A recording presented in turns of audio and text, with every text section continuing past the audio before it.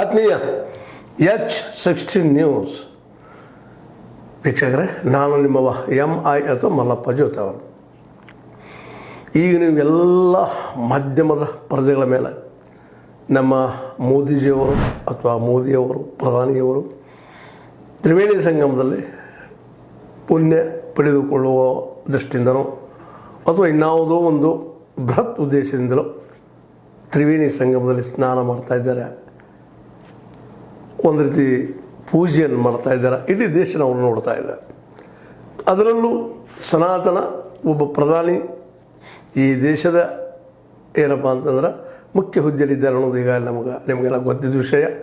ಬಹುಸಂಖ್ಯಾತರ ಪರವಾಗಿ ಆಗಿರ್ಬೋದು ಅಥವಾ ಇನ್ನುಳಿದವರ ಸಲುವಾಗಿ ಆಗಿರ್ಬೋದು, ಎಲ್ಲರ ಸಲುವಾಗಿ ತಮ್ಮ ಒಂದು ಗಂಗಾ ಸ್ನಾನವನ್ನು ಮಾಡಿ ದೇಶ ಅಭಿವೃದ್ಧಿ ಆಗಲಿ ಅಂತೇನೋ ಅವ್ರ ಮನಸ್ಸಲ್ಲಿ ಕೇಳ್ಕೊಂಡಿರ್ಬೋದು, ಇಲ್ಲಂತಲ್ಲ.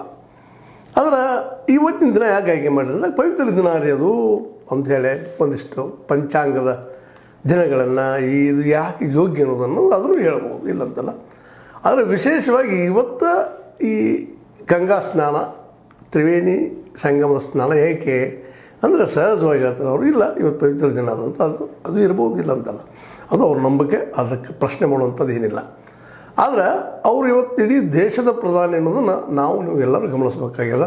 ಅದಕ್ಕಾಗಿ ಎಲ್ಲ ಧರ್ಮೀಯರ ಒಬ್ಬ ಮುಖ್ಯಸ್ಥರಾದಂಥ ಪ್ರಧಾನಿಯವರು ಈ ಒಂದು ಸ್ನಾನ ಮಾಡೋದು ಎಲ್ಲರಿಗೂ ಒಳ್ಳೆಯದಾಗಲಿ ಅನ್ನೋ ಉದ್ದೇಶ ಇರ್ಬೋದು. ಬಟ್ ಅದಕ್ಕಿಂತ ಮುಖ್ಯವಾಗಿ ದೆಹಲಿಯಲ್ಲಿ ಈಗ ಚುನಾವಣೆ ನಡೀತಾ ಇದೆ.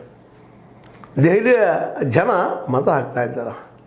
ಅಲ್ಲ ಇನ್ನೊಬ್ಬ ಸನಾತನಿ ಅಥವಾ ಮೃದು ಹಿಂದೂ ಧರ್ಮದ ವಾದಿ ನಮ್ಮ ಕೇಜ್ರಿವಾಲ್ ಅಲ್ಲೇ ಮತ ಕೇಳ್ತಾ ಇದ್ದಾರೆ. ಮತ್ತು ಜನ ಮೋದಿಯವರಿಗಿಂತಲೂ ಹೆಚ್ಚಿಗೆ ಕೇಜ್ರಿವಾಲ್ರ ದೆಹಲಿ ಆಡಳಿತದ ಬಗ್ಗೆ, ಗ್ಯಾರಂಟಿಗಳ ಬಗ್ಗೆ, ಫ್ರೀ ಸ್ಕೂಲ್ಗಳ ಬಗ್ಗೆ, ಫ್ರೀ ಔಷಧಿಗಳ ಬಗ್ಗೆ